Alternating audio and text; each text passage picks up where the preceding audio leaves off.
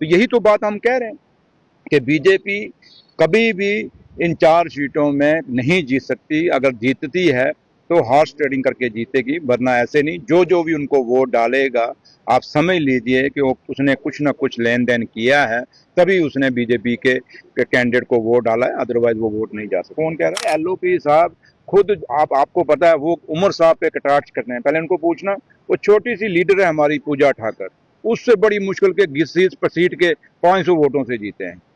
तो वो दूसरों पे बात करते हैं, दूसरों पे उमर अब्दुल्ला पे उंगली उठते हैं। कहना भैया ये 500 का मार्जिन टूटते टाइम नहीं लगता। तो ये 500 भी कैसे आया वो हम जानते हैं, मैं अब नहीं कहना चाहता, लेकिन इतना जरूर कहूंगा कि जिस बंदे ने बड़ी मुश्किल से घसीट के अपना जीता हो, और बात इतनी बड़ी कर रहा हो, इतनी बड़ी बातें, और किसी के परिवार पे इस तरीके का तांज नहीं करना चाहिए। हमने जब बात कही तो लॉलीपॉप किसको कहा? इनको कहा। एलओपी साहब की जो भाषा थी वो भाषा शोभा देती है। पार्टी बड़गाम से लेकर काजीकुंड तक है। मेरे भाई एक बात याद रखना लॉलीपॉप साहब, कि चींटी भी हाथी के लिए भारी होती है। आपका ये घमंड, जो आपका ये भाषण में घमंड था कि आप यहाँ तक हो, सिर्फ काजीकुंड तो कहना, कि जो अब दोबारा जब इलेक्शन आएंगे 2029 में, देख लेंगे कि आप कहाँ तक हो। इसलिए ये एक अहंकार की भाषा है, अहंकार बोला गया, और अहंकार का हमेशा अंत होता है।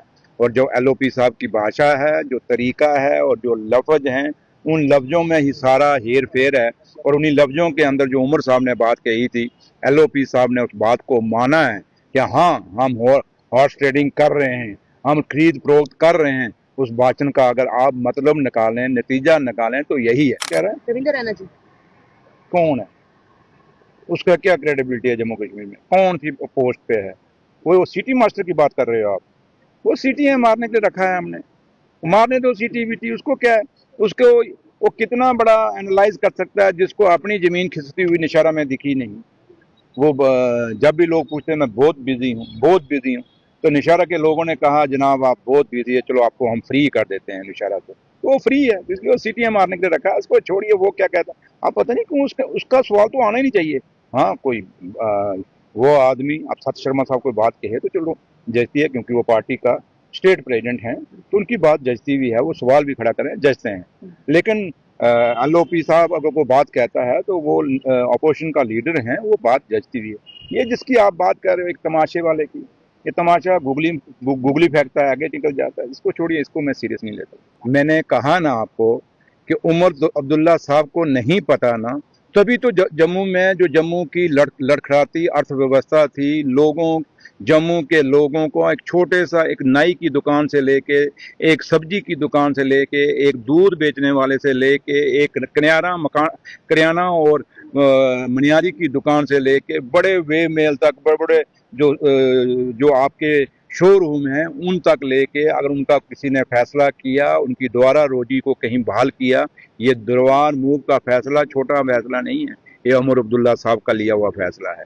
ये उमर अब्दुल्ला साहब ने जो 2021 में दरबार बंद हुआ, ये खाली जम्मू की लड़खड़ाती और अर्थव्यवस्था को ठीक नहीं किया, बल्कि उन्होंने महाराजा साहब को सही श्रद्धांजलि दी। क्योंकि ये जो विरासत थी दरबार की, ये महाराजा साहब के टाइम शुरू हुआ था और महाराजा साहब ने चालू किया था। और इन्होंने महाराजा साहब की ये विरासत को, इस दरबार मूव को बंद किया था, क्योंकि इसका मकसद बहुत बड़ा था। एक तो जम्मू कश्मीर की इकॉनमी थी, बैलेंस रहती थी, दूसरा जम्मू कश्मीर का भाईचारा मजबूत रहता था, एक दूसरों से उनकी बॉन्डिंग मजबूत होती थी। हमने इनके परिवार को नहीं कहा, इनके परिवार के लिए, इनके बच्चों के लिए, इनकी फैमिली के लिए, इनके माता पिता के लिए, बीजेपी के जो भी लीडर हैं, इनके जो भी माता पिता हैं, जो रिलेटिव, उनके लिए हमारे दिल में इज्जत है, क्योंकि उनका सियासत से कोई लेना देना नहीं है। हम सियासत में हैं।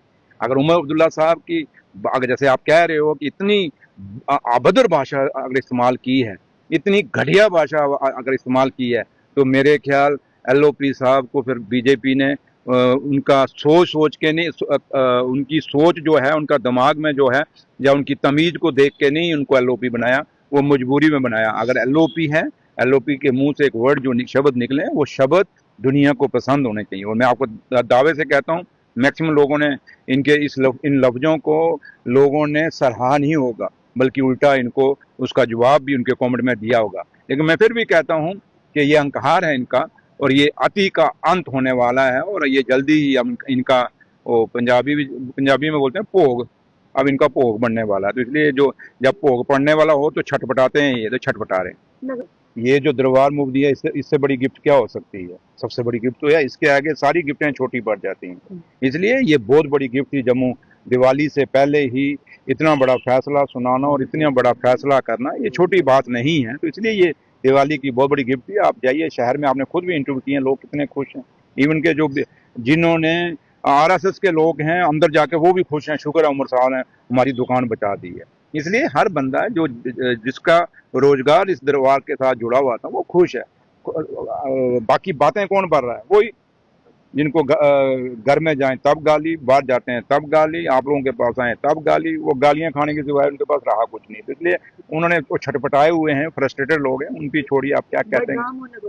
बड़गाम नगरोटा हम जीतेंगे, आप देख लीजिए, एनालाइज कर लीजिए ना आप, जो हालात हैं बड़गाम तो हम जीतेंगे। नगरोटा में भी जो माहौल बना है यहाँ, आपका 3 कॉर्नर फाइट होगी और इस फाइट में आप देखिए नतीजा क्या आता है। वहाँ नेशनल कॉन्फ्रेंस जीतेगी, क्योंकि नेशनल कॉन्फ्रेंस का वोट जो है वो वोट मुद्दों के साथ जुड़ा हुआ वोट है। नेशनल कॉन्फ्रेंस का वोट कम्युनल नहीं है, जात बरादरियों पर नहीं है, वो जम्मू के हित में वोट होगा। और जम्मू नगरोटा के लोग ये सोच के कि जम्मू के लिए उमर साहब ने जो दरबार मूव का तोहफा दिया, क्योंकि नगरोटा से भी तो लोग यहाँ काम करने के लिए शहर में आते हैं, नगरोटा से भी तो सब्जी बेचने वाले, दूध बेचने वाले लोग तो यहाँ आते हैं शहर में, जिनके 100 चीजें होती हैं। नगरोटा से भी कई लोग हैं जिनकी दुकानें शहर के अंदर है, उनको फायदा होगा। इसलिए लोगों का एक, मैं कल से जो देख रहा हूँ रुझान हो गया, क्योंकि पहले तो हम था कि हम कांग्रेस लड़ेगी, लेकिन अब लोगों ने फैसला कर लिया है नगरोटा के अंदर कि हमने नेशनल कॉन्फ्रेंस के कैंडिडेट को वोट डालना है, और ये सारा वोट साइलेंट आएगा। आप ये बात मेरी याद रखना, साइलेंट। जैसे मेरा वोट नौशहरा में साइलेंट पड़ा था, लोग कहते थे जोगिंदर चौधरी हार गया, लेकिन अंदर से हमें करंट पता था क्या था। तो इसलिए ये अंदर से वोट आएगा और नगरोटा के आपके दिव्यांग राणा भी है और दूसरी तरफ आपके पास चलो सुखदेव सिंह भी, जो कि एक बार मिनिस्टर रह चुके हैं, वो भी एजुकेशन मिनिस्टर। देखिए हरदेव सिंह साहब क्या करते हैं, दूसरे क्या करते हैं, लेकिन मुझे अपनी, मैं नेशनल कॉन्फ्रेंस की बात कर रहा हूँ। जहाँ आप देवयानी की बात कर रहे हैं, छोटी बच्ची है, ठीक है, अच्छा है, इलेक्शन लड़ रही है, राणा साहब की बेटी है, और राणा साहब के लिए हमारी तो इज्जत है।